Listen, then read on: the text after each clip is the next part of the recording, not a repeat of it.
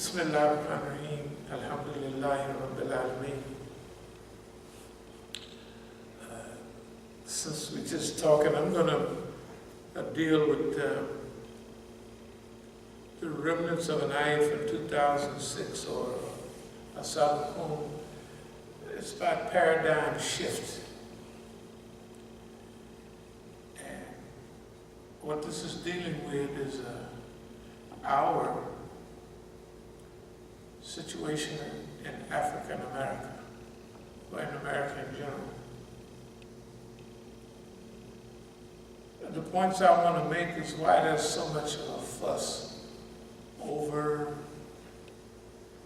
Masjid al-Islam in Oakland, Masjid al-Islam was in San Diego, Masjid al-Islam 2 in LA, Masjid al-Islam Denver, Philadelphia,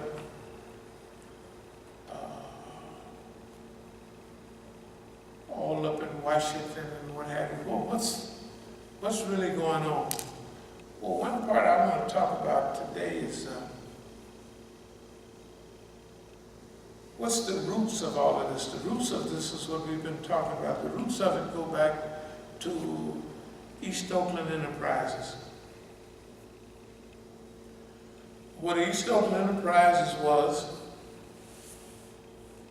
late 1960s, early 70s. East Oakland Enterprises was a economic zone. That's what it was, economic enterprise zone. In fact, we call our movement East Oakland Enterprises, our businesses.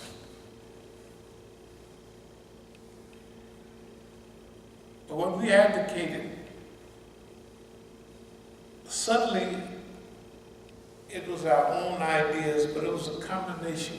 I'll tell you what the real combination was. The combination was of TV Al Caponeism, gangsterism.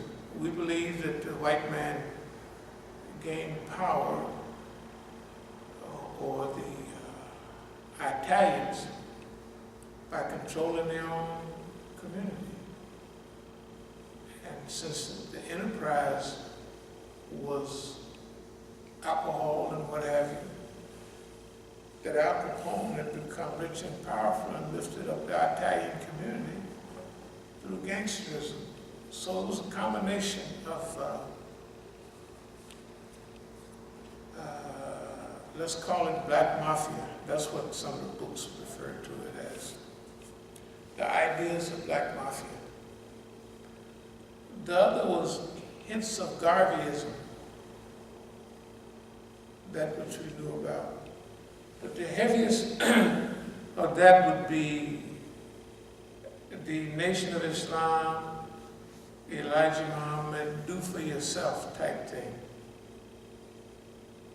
So the heaviest influences would be, number one, control of your own community. Control of the collection and distribution of resources in your own community. And there's absolutely nothing wrong with that, because everybody that comes here to America does that, right? Anywhere across the country for the last 20 or 30 years, actually I started seeing it in LA 45, almost 50 years ago. Indians owning hotels. First they bought the little flea bag things. Roadside, Then, anyway, you stop now on the highway, it's Indians that run that. I don't care if Motel 6 or whatever. They have slowly gained, and if you look at construction, if you look at building, you don't see that they doing the sidewalks out here. How many niggas do you see on the side? None. Maybe one if you're lucky, but the rest speak Spanish. At first they was just laborers. But now, you see the trucks are newer. They're not pushing them old cars down the street to get them started like they was 20 years ago, 25 years ago. If you look at the nail shops in California, the nails is all Vietnamese. Out here it's Koreans. The beauty supplies is Koreans, right? I mean, not too, I haven't seen any Negro beauty supply. They must have one or two somewhere. But who buys all that beauty supplies? Negroes. Who sells them? Somebody else.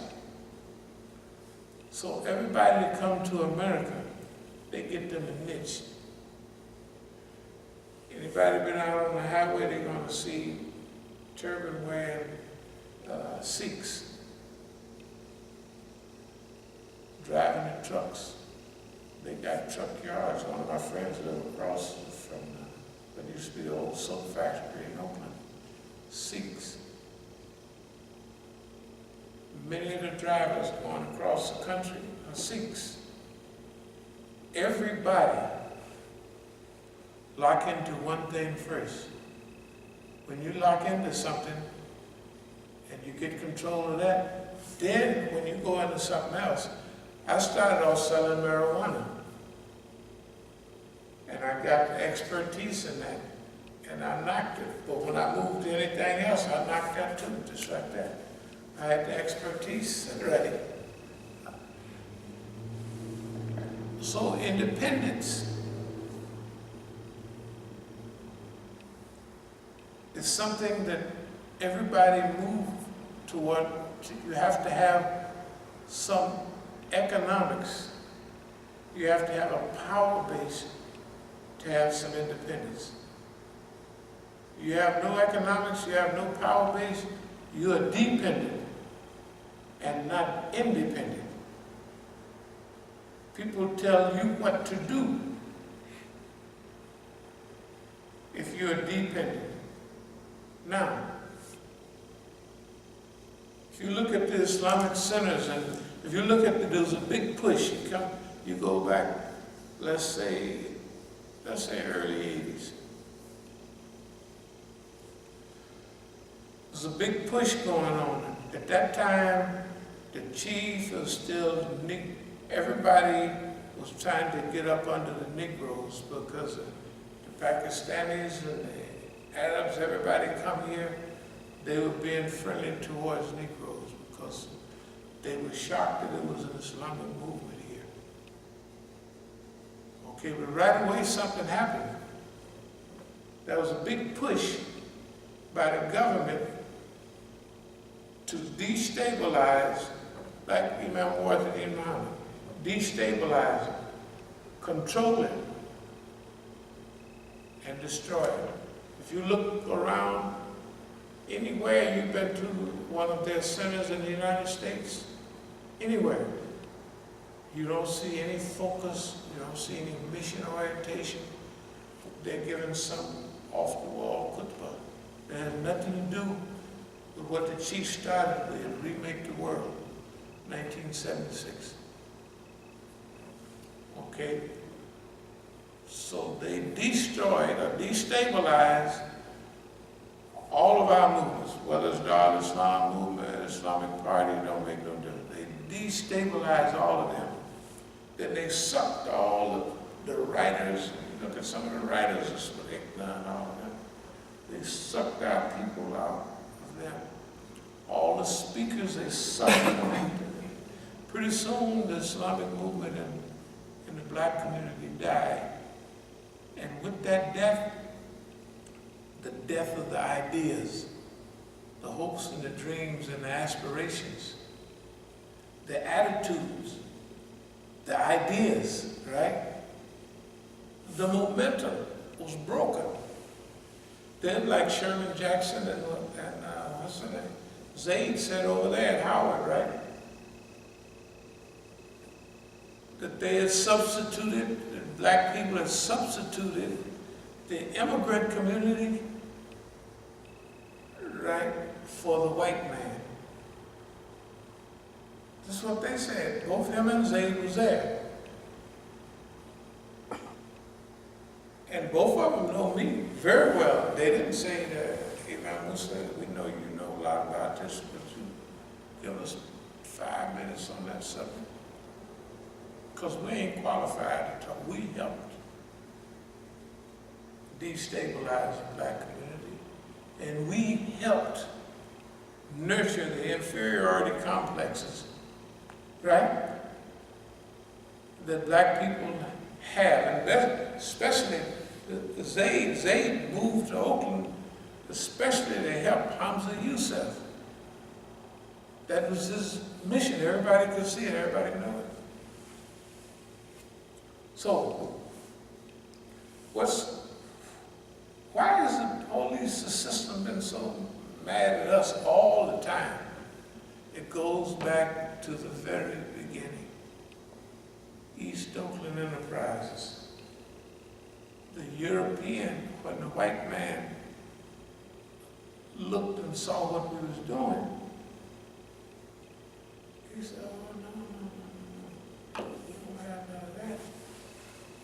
Why, these niggas control their own community. They control their own economy. And every one of our nigga communities, money go in and it go right out. These niggas circulate the money. Everybody's getting a piece of that money. East Oakland, and that's right now.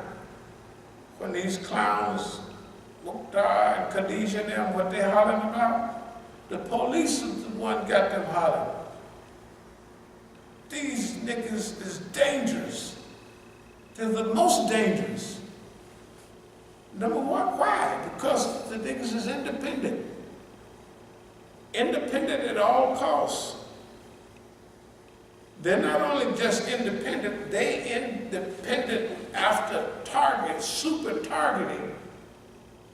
Nobody has survived and kept their independence and still alive and happy and well, but independent.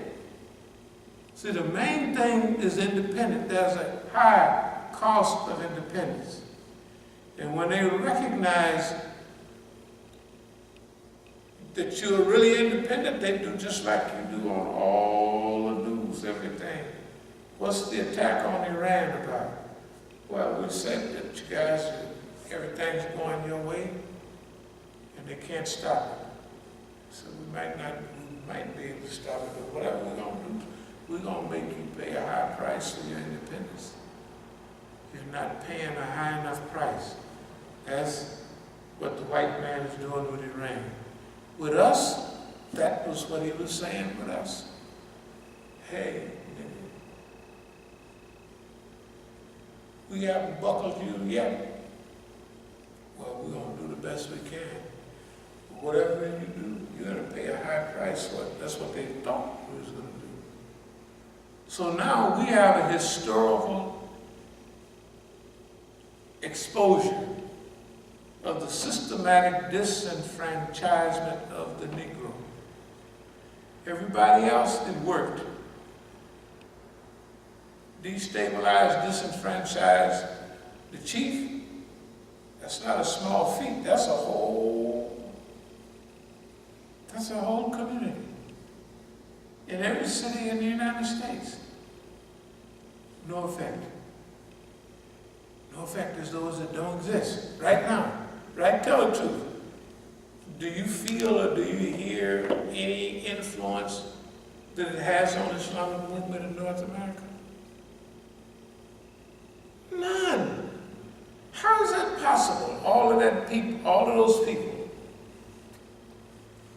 Now they have, at least down the street, they got the title, the nation's mosque. The nation's mosque. Okay, one thing about it, it ain't no mission for the nation's mosque. So long as you ain't going nowhere and doing nothing, you can be head of everything. All right. So what are we dealing with? Historical exposure, systematic disenfranchisement of Negroes. This goes all the way back to our very beginning in African America. Remember, we had some gangster elements, but we use that gangster element totally different than everybody else. That's one thing everybody in Oakland, when I talk, everybody realizes that. That everybody else, now it was people that got big after us, but all of the people got big for themselves. And they little group. But it was never big for the community. It was not shared. They circulated the wealth amongst themselves. Nobody did anything in Oakland after us to develop East Oakland. That's what the system was afraid of. This is an economic enterprise zone for black youth. There's no place in America where blacks 19, 20, 21, 25 years old was doing their own businesses, because before, if you got with anybody that was slick, you was usually up in your 30s before you got enough money to do. Here we are, 22, 23, 4, 5 years old, and running the city, running East Oakland. No murders, not on our watch, or had nothing to do with us. If we saw some coming, we squashed them. If we had to make sure, well, this nigga owe you $5 grand, you got the $5 grand, I got some of that, okay, I give you $2 grand. You gonna give me that money back, right? You know I'm gonna give you back big, you know I'm gonna take care of you, sure you're out, that's fine, but it ain't no murders. Most of the time I get what I've solved. That's real godfatherism, not TV godfatherism, where you're going to kill everybody and everybody fear you. It was totally different. Everybody liked us. Hey, man. And if they was behind on a little something, they didn't have to run off and leave town or nothing. You should keep your bills up. Stuff. East Oakland Enterprises. Now, economic enterprise zone, community control of economy. Remember, everybody else worked toward control. They go out in other communities and get the money and bring it back to their community. I know down in LA and everything, all the Koreans live in Koreatown, but they have businesses all out in Lincolnville. Right? Like down the street. Huh? Like down the street. Everywhere they have their area where they hang out and where they live. But they get all our money and take it back to their community. And all their people. You don't do nothing for your community. With all that money they get out of you. Technically, if you find a sucker running around with pockets bulges of money and no sense, you're supposed to pluck it. That's the way they feel. So who's the biggest fool in America? Where you can come and build a house and plow up the land. No, it's the Negro area. You can't do it nowhere else. Okay. Community control of collection and distribution of wealth. You control the collection and the distribution, that means the circulation of your own wealth. Okay. I have to say this, out of all the books you've read about the Black Renaissance, whether it was the Harlem Renaissance, it don't make no difference. Ain't nobody did that. Nobody did it in the old days, nobody did it in modern times. If the Black Mafia did some community control under, Jeremiah up there in Philadelphia, they're friends of mine, but they were brutal. There's killers, they killed niggas, man. I mean, It just niggas, I mean, maybe can you just beat them up or something, or? No, we're killing them niggas. Well, it was your town, I can't stop you, you know what I mean? These are my homeboys. Jersey was the same way. So East Oakland Enterprises, just like people underestimate, they're starting to get an idea of what's just happened. They get the idea that we just because at first they was looking at us like that old dumb look. Well, they'll be through in a couple of weeks. The next blow, the white man, they did good. They lasted 4 or 5 blows, but the white man gonna knock them out on the next blow. That's the way people feel. This is the way they would look. This was their dumb brain. You can see it circulating around their brain. That's what they was thinking. Now, all of a sudden, they're looking like, what just happened here? What just happened? That's what we're explaining. We're explaining to people what just happened right in front of your face. And we're also explaining the historical background. Economic enterprise zone, community control of economy, community control of collection and distribution of resources. Little signs of Garveyism, and Elijah, do for self, go for self, you know what I mean, help yourself, all of that stuff. It was little pieces of that. But whatever it came out to be was, we controlled our own resources, low death rate. As I say, everybody do it. Latinos getting in labor and construction, Vietnamese, nails and Koreans, others in beauty supplies, Indians, hotel, everybody is locking down something. But who? The Negro don't have nothing locked down. Now, here we come. And the Muslim agenda. Everybody is buckling.